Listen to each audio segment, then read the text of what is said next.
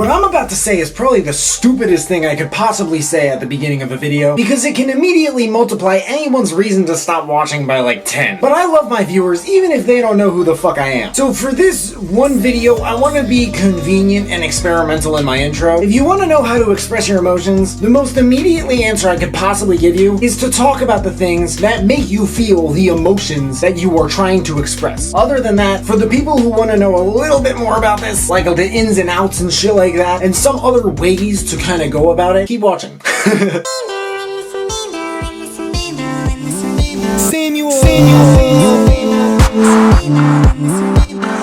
How can you express your emotions? I have a lot of friends I've known over the years who tell me they can't express their emotions, or they used to, but it's like something happened and now they can't really do it anymore. To say I don't have problems with this even now is kind of like saying happiness isn't a choice, but to say I don't think I'm good enough at it to at least make a video or two about it is also kind of like saying LSD kills brain cells. So here's how to express your emotions. Now, what I love about this is that it's a skill with no cap. It's like music, and people can say music has a skill cap, but if that were true, we wouldn't be constantly reinventing the way we look at it by reinventing our approaches to it. It's also like sports, and people could say that sports has a skill cap, but if that were true, we wouldn't still be setting new records and breaking old ones in the Olympics and other sporting events across the globe. Aside from all this, however, I'm okay with it. You might not be at first, it's not something you just do. It's not like turning on a light switch. I suppose this makes the title of the video a little misleading. You don't just express your emotions. Because it's a skill with no cap, it's like going west. You can keep going, but you're never gonna reach a place called west. You're never gonna just express your emotions. If you think about it, you always do that. The thing is, it's just not like transparent or clear enough for people to really know what's on your mind when it happens, right? Maybe. So I also want to start by saying emotions are overrated, but understanding them isn't. This makes sense, right?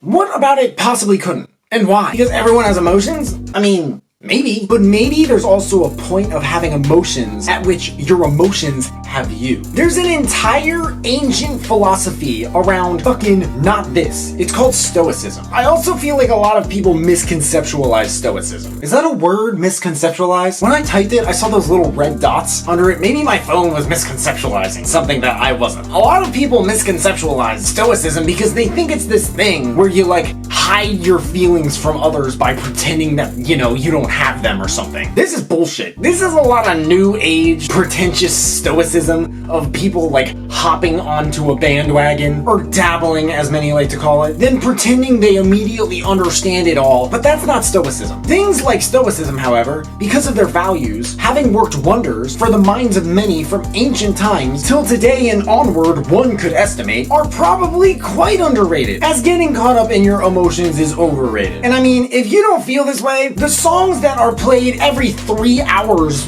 honestly, on public radio stations all around the US, if not the globe at least, I'd like to think they kinda beg to differ. When you understand your emotions, you can get them. They will get caught up in you, and you control them. You can take your own approach. Control your emotions, don't let them control you. I wanted to get all that out of the way first, because I feel like it's a really fucking important thing that a lot of people don't even consider. And it's not like their fault, you know? Like, they get caught up in emotions. A lot of emotions get to them, and you know, they feel kind of buried, and it's kind of hard to look at them and be like, well, I know what the fuck is happening here, so fuck you, and you can fucking go over there, and I'll figure out what to do with you later, but for now you can go over here. But I wanted to get all that out of the way first. If you want to get better at expressing your emotions, and if you don't know that, I think it helps to understand a lot of what I'm about to say when you're applying it and you're like, why the fuck am I feeling like this and not that? Sam said this was supposed to help. Also, a lot of people say they can't control how they feel. I mean, I used to feel this way. I don't anymore, and obviously that was a choice. It took me a long time to learn that your feelings are directed by your sales of thought. If you think a certain way, you're gonna begin to feel that way. If you don't think in any particular way, anything will make you feel anyway.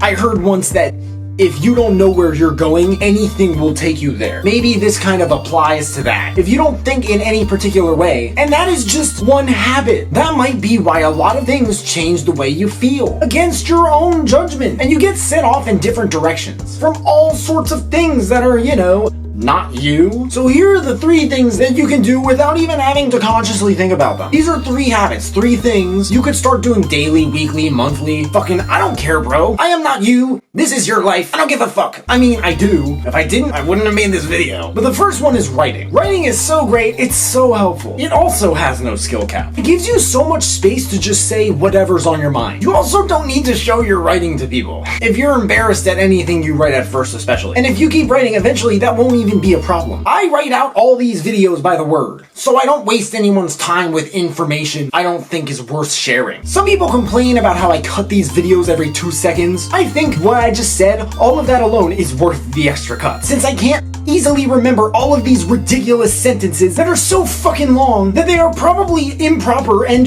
do define the rules of what a sentence even is. I can't easily remember more than one at a time with how busy I am and how quickly my thoughts tend to move. But when it comes to writing, a lot of people get this pressure that adds to the stress or happiness or anger or however they're feeling. If you have no idea, absolutely no idea what to write, like you are so fucking overwhelmed that it just hurts to look at it. What to do about that, I'll get to in just a second. A lot of people also say that they get caught up in the details on the first sentence. And I don't like using these 2 words often, but they get this analysis paralysis. But they get caught up in the details, and the first sentence is the hardest to write because maybe it's not good enough and they're perfectionists. And look, the more you write, the better you get, right? To not worry about the quality of it, keep doing it and get used to writing things that aren't entirely perfect. The most useful writing tip that I've probably ever heard is that when you have trouble writing, start writing down word by word as if you're talking to someone. My writing style, if you watch these videos, if you read out anything that I write, you would probably read it with my voice in your head speaking the way you hear it in these videos. Because fucking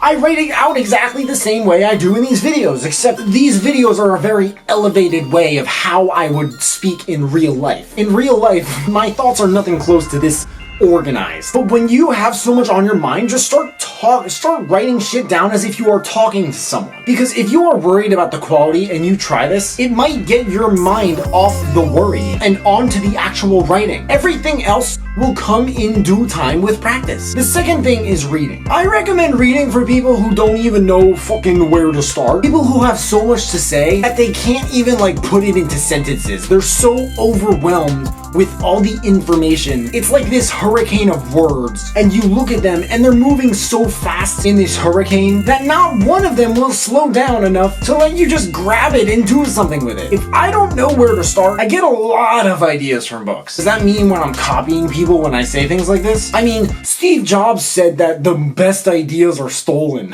For all we know, all of the shit I'm saying could be microscopic mixtures of things that I've heard from books. The thing is, the experiences, the reflections, and wonderings of yourself are not the only ones you can benefit from absorbing. Books are something you can use to so conveniently turn decades into days and compress all of that time and pain and energy and money and everything. Just people say they wasted, but they put it all into paper, and you can digest all of it so quickly. But the thing is, because of that, you can also benefit from absorbing that of other people. And if you don't even know how to absorb yours that well, maybe doing this will help you to learn to do so by absorbing them from other people, and you look at them and you're like, I like the way they think. If you hate reading, or you don't have enough time to, or if you're like me and you deal with both of these horrifying problems, the solution is audiobooks with their growing popularity nowadays. When you get the Audible app, the first 2 audiobooks, last time I checked, are actually free. This is no advertisement, by the way, or anything. I'm not a big enough YouTuber for that. And if it were, I feel like it would be at the beginning or end of a video, where a lot of people place their ads without considering the usefulness of the context in which the viewer even sees them.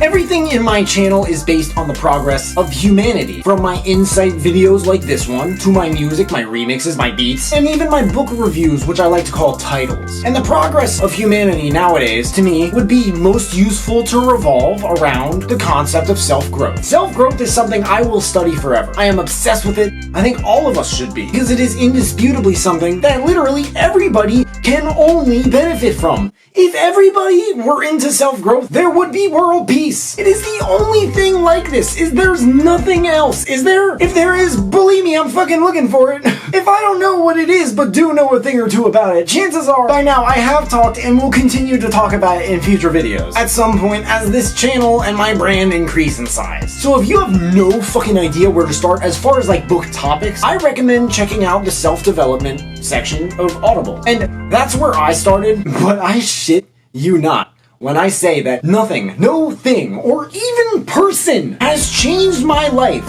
like the application of the shit that I learned from Audible has. The third thing is therapy. This isn't exactly a habit. It's something I guess you sign up for. I don't know, I haven't been to therapy in years. And when I was going to therapy, every time it started from when I was, when I was younger and I didn't have to initiate it because I was being raised. A lot of people hate the idea of therapy, and I think that's because, like all things that are extremely helpful in life, there's this stigma around it, where you sit in this fancy couch chair thing, and you tell them, it all started when I was born. And then they write down 27 years worth of notes and ask, how does that make you feel? I wish I could be like, that's fucking wrong, it's a lie, because it's not. It's pretty true. But probably really only for like the first visit. The following ones are updates, and they cover any minor or major holes, as those are recalled in the process. A lot of people seem to think that just talking about what's going on in your life will not get you to express your feelings any better. I talk about shit like this on my channel all the time. One, if you think it just doesn't work and you don't even bother trying it, how the fuck do you know that? That logic is flawed, is it not? And two, people are such emotional creatures,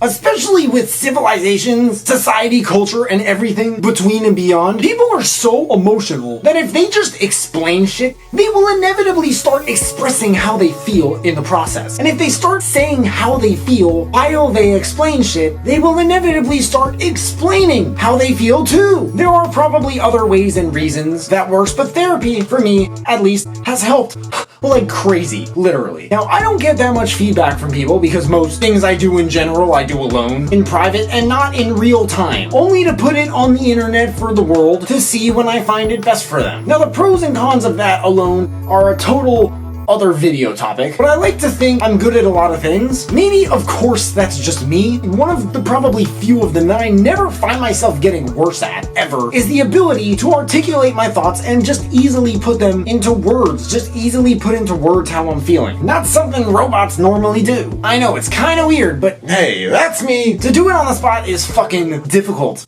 Actually, kinda. But that's because saying I'm not some sort of perfectionist is like saying that college guarantees you an excellent job. And I don't mean to brag by saying that. I say this all the fucking time. I am damn well willing to bet that anyone you know who can express their emotions crystal clearly and effortlessly is a perfectionist, at least in some big area of their life that's super important to them. And if that's not the case, well, then fucking it may or may not be worth noting a difference between expressing emotions and articulating one's thoughts, but if you can do one, I don't know, I feel like you can do the other one pretty fucking well. Probably, and if I can express my emotions and or articulate my thoughts well, if I had to guess, more than anything, it's because I get a lot of practice. Again, it's like a lot of skills, it's like a muscle. It really just requires practice. And the three things we just talked about are the three most effective ways I have found over the years to practice. I don't go to therapy anymore. Part of the reason for it is I've found a way to channel and express my emotions that really helps. It's a creative outlet. And it works for me, maybe not everyone, but I think that's okay. I make music. I'm an entirely self-produced rapper and singer. And if you want to hear it, you can definitely find it floating around my channel. I actually make all the beats you hear in the backgrounds of these videos. But if you found this video interesting, feel free to check out my music. But in the meantime, are emotions overrated? If they are, what's underrated? How do you express yours? What has helped you guys over the years? Anything in particular? Please let me know in the comments below. Also, let me know if you guys have anything you want me to talk about in future videos, and I'll give you a shout out if and when I use it. If you have any questions, please feel free to hit me up. There are links at the bottom of the description of all my social media. Make sure to leave a like if you liked it, subscribe if you haven't already. If you could turn on that little bell to receive a notification every time I drop a new video, that would mean the world to me. Thank you guys so much for watching. You can find me everywhere, and I will see you then.